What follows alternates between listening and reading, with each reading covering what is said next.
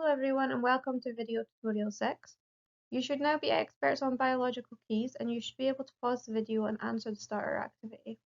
In the starter activity, you need to identify the name of the leaves by using a paired statement key. So the answer to the first one would be that the leaf has no prickles, so we would have to go to 2, and it's got a smooth edge, so we would need to go to 3, and then it's got no lobes, so it would be the beech. So well done if you got that correct. The next one, which is this one, we're going to look at. So the leaf is without prickles, so we'd have to go to 2. It's got a smooth edge, so we'd have to go to 3. And this time it has lobes, so it's going to be the oak.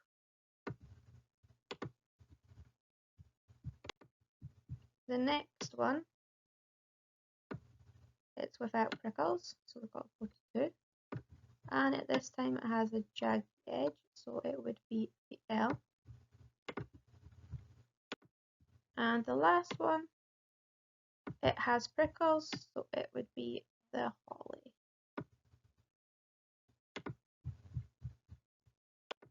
If you got all of the answers correct, well done. If you struggled, then you might want to go watch video 5 again on biological keys. So today we're going to look at how human impact affects biodiversity. If you want the worksheets for this video tutorial, remember to pause the video and go to 1. Life on Earth, 2. Human impact, 2 worksheets. The PowerPoints can be found in PowerPoint. Today we're going to be learning about human impact. The learning intention for today is to learn about the effect that human population growth has on our land and also the health of the ecosystem. The reason that we are doing this is because we need to change the way we behave and use resources to conserve our planet. So the success criteria today is firstly to describe how human population has increased. Secondly, to explain why this has increased the demand on resources. Thirdly, understand threats to biodiversity by human activity. And lastly, describe ways we can reduce the impact and conserve species.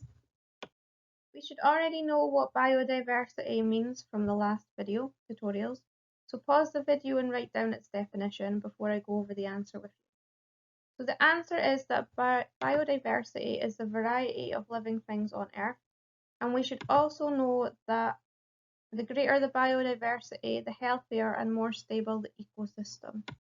Usually in class we would do a group activity where we discuss what humans use the environment for. What you can do instead is pause the video and write down all of the ways that you think that humans use the environment before I go over the answers. So the answers are some things that you might have thought of might be that humans use spaces in the environment to grow food and build houses. They eat plants and animals as food. We use water to drink and wash ourselves, and we use raw materials such as trees to build furniture or medicine. To summarise, biodiversity is very important to humans because it provides food, for example fish and wheat, medicines, for example morphine from the opium poppy, raw materials such as food and cotton, recreation such as hill walking and diving, and genetic material to produce disease-resistant crops. Biodiversity is decreasing in the planet. There are only 25 Sumatran rhinos, 200 mountain gorillas, 40 leopards, 4,000 blue whales, but there is 6,800,000,000 humans, and our human population is still continuing to grow. So what makes us different to these other species? Why are we growing so much? So pause the video and try to come up with an answer. Humans have been on the Earth for about 50,000 years, and for most of that time the population has increased very slowly. However, this began to change in the 1800s when human population started to skyrocket. The human population is thought to further increase to 11.2 billion by 2100. The reason that the human population has grown so much is because humans have overcome most environmental factors that limit population growth. So these include the fact that we've removed predators, so not very much can attack us or eat us. We've improved public health, so cleanliness and sterilisation techniques in hospitals, etc. We have taken over land to produce food, and we have advanced technologies in industry and agriculture. This increasing population creates a problem, as it means there is less space available and more food required. For example, in Guangzhou in China, there is 11,070,654 people living there. So how do we make enough food to feed all of these people? To make more food in a smaller area, we need to use something called intensive farming, and we need to change our agriculture. If you were in class, you would look up intensive farming and you'd write down what monocultures, battery farming, and chemicals are, and you'd write down the disadvantages and advantages of the methods by using the National 5 James Torrance page 191 to 195. So you could pause the video and try to do this at home if you wanted to. So let's take a more in-depth look at intensive farming. Intensive farming enables farmers to produce more food from the same acreage of land. This has become accepted and practiced in many countries. Intensive farming includes monocultures.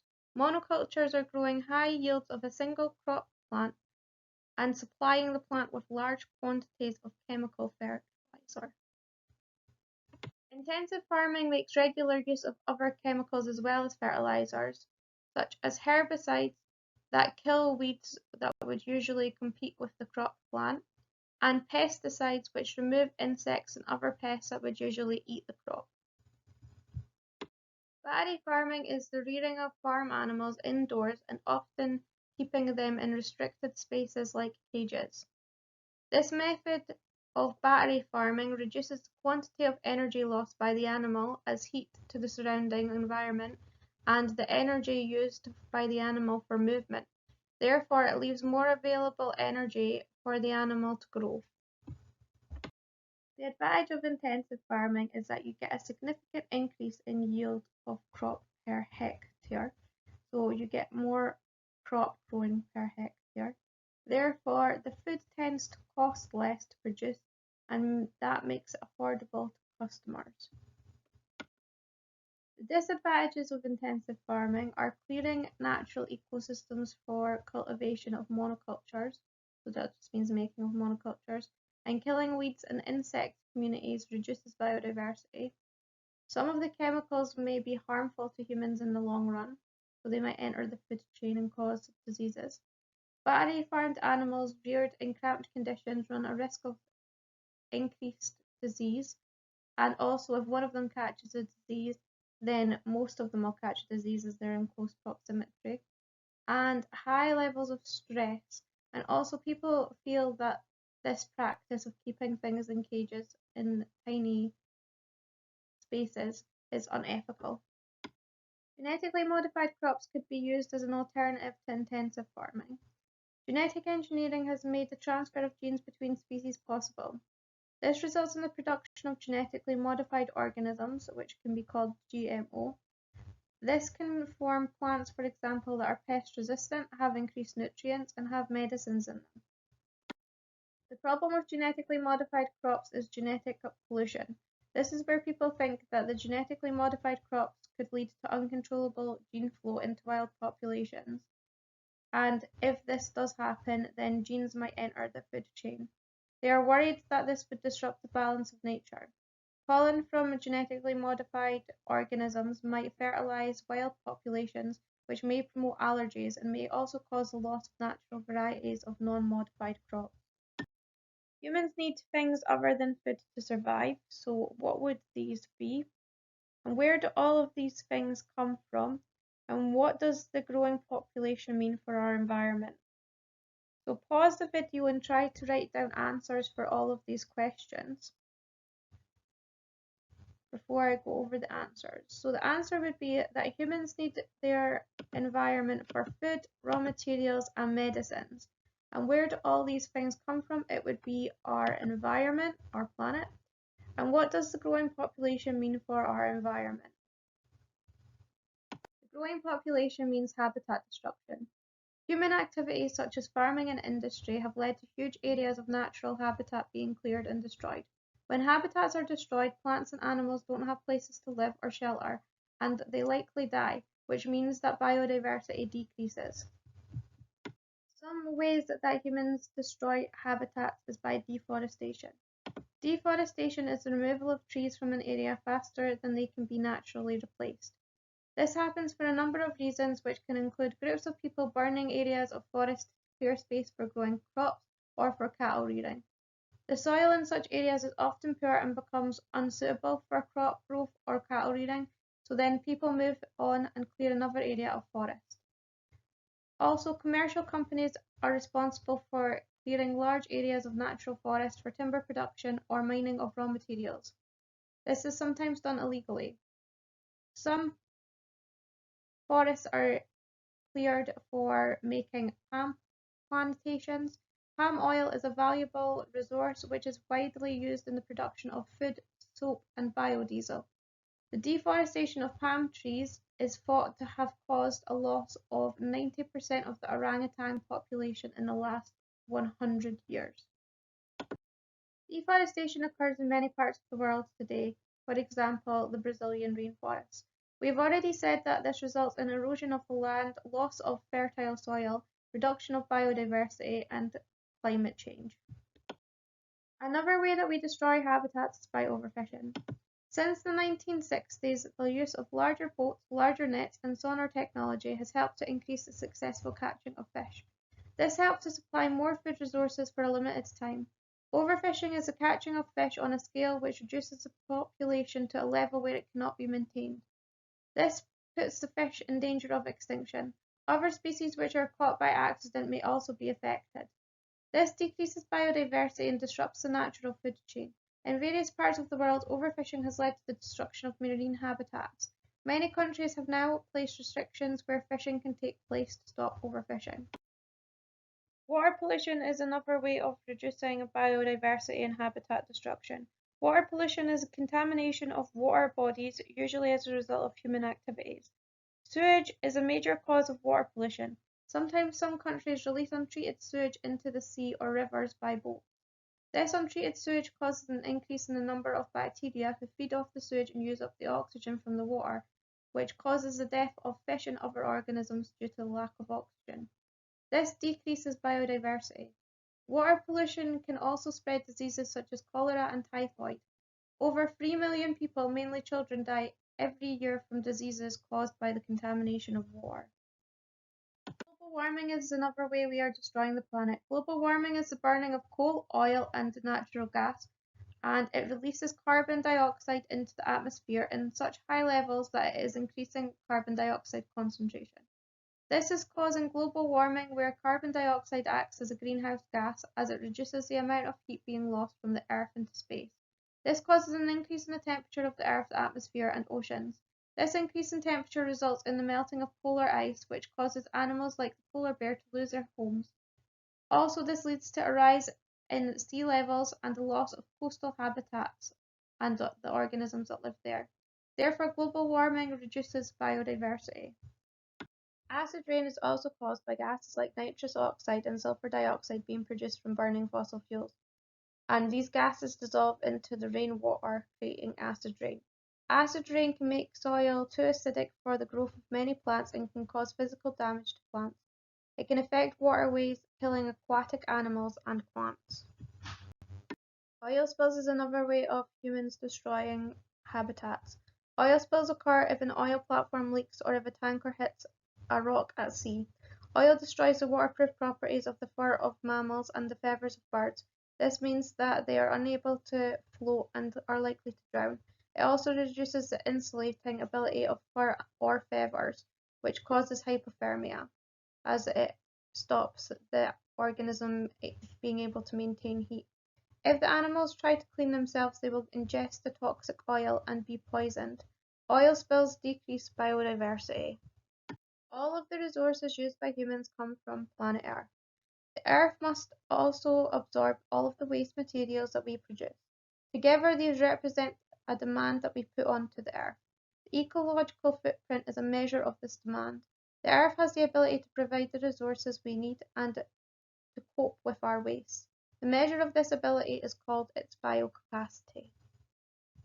By comparing the ecological footprint with the biocapacity, it is possible to calculate if the Earth is able to meet our demands. At present, the ecological footprint is greater than the Earth's biocapacity. This has a number of consequences. These include that it reduces biodiversity because the more of the Earth's resources we use, the less are left for other organisms. This is mainly due to the destruction of habitats. An example of this is clearing of rainforests to provide land for growing crops. It is unsustainable. Using more resources from the Earth than it is capable of producing is using up the natural reserves of the resources. Eventually, this will result in disasters such as widespread starvation and failure of energy supplies. You can calculate your own ecological footprint at the link below. You should now have enough knowledge to answer these two questions, which are: name one threat of biodiversity caused by humans, and why do these activities damage the environment? So pause the video and try to come up with answers before I go over them. So one threat to biodiversity caused by humans would be habitat destruction, deforestation, overfishing, or intensive agriculture. And this activity would damage the environment because it destroys habitats, kills organisms, and decreases biodiversity. So well done if you got that correct. Let's now look at natural disasters. A natural disaster is a major adverse event resulting from natural processes of the earth. Examples include floods, earthquakes, volcanic eruptions, forest fires, tsunamis, and other geological processes. Natural disasters decrease biodiversity.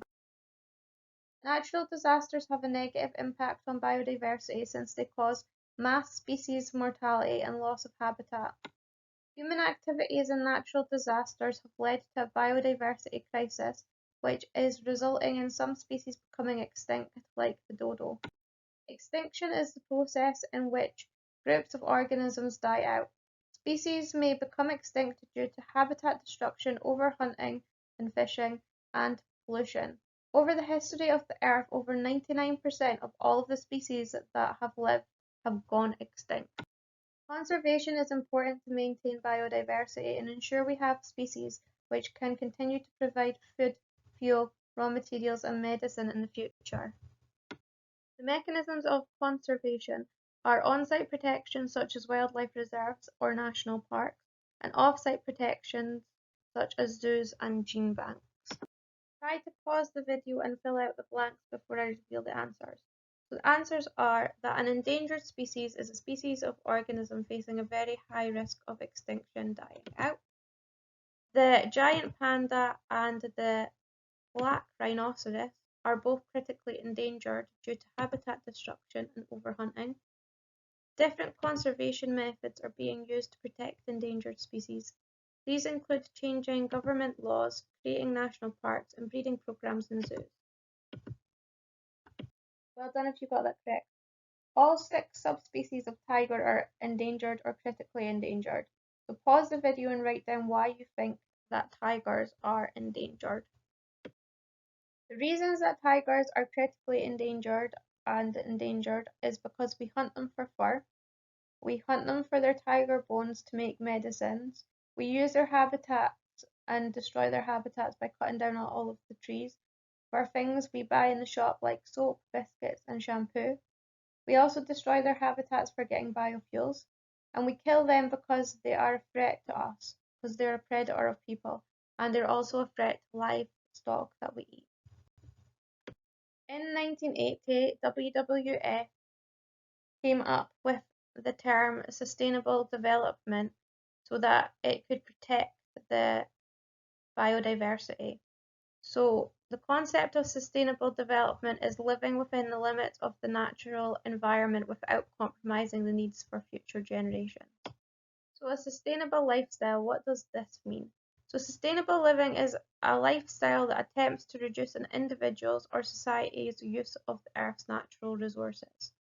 So how could we make our classroom more sustainable? So pause the video and write down what you think. So some ideas of this could be to recycle all of our resources that we have. We could reuse our resources. We could reduce the number of resources that we use. We could turn off electricity, and we could also use less electricity. Well done if you managed to come up with any of these answers. Usually in class, we would then work in groups to come up with a list of lifestyle changes which we could do to have a positive effect on the environment. We would explain the effect of these lifestyle changes on the ecological footprint. We'd give reasons why we've not adapted these changes earlier, and we would convince others to adapt their changes in their lifestyle. So you can try to discuss these maybe with a friend or a guardian, and pause the video. Some ideas to these questions would be to use renewable energy resources, to recycle, to reuse resources, and to reduce the resources that you use, to switch off electricity when you're not using it, to walk and bike ride to places instead of using cars, buses, trains, and planes. And all of these changes would reduce the ecological footprint that you have. And the reason that you might not have adapted these changes earlier might be because you have bad habits or because it would cost too much. So well done if you managed to come up with any of these answers and ideas. Here are two video links which talk you through human impacts on biodiversity in more detail, so give them a watch. We have now come to the end of the lesson. You should now be able to answer the success criteria. Pause the video and try to answer the success criteria before I go over the answers.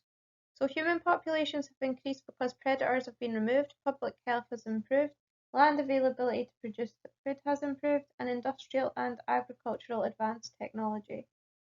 The increased population means that more people need more food, space, raw materials, which has increased the demand of resources. Human activities such as deforestation, global warming, water pollution, and oil spillages cause a decrease in biodiversity. We can conserve species by government law, on-site protection, for example, wildlife reserves or national parks, and off-site protection, for example, zoos and gene banks. If you managed to answer all of these questions correctly, well done. If you didn't, then you should go watch video 6 tutorial again. If you think you can do the above 4 things, then try to complete the 6th assignment. That is the end of this video tutorial. Woohoo! Thank you for listening.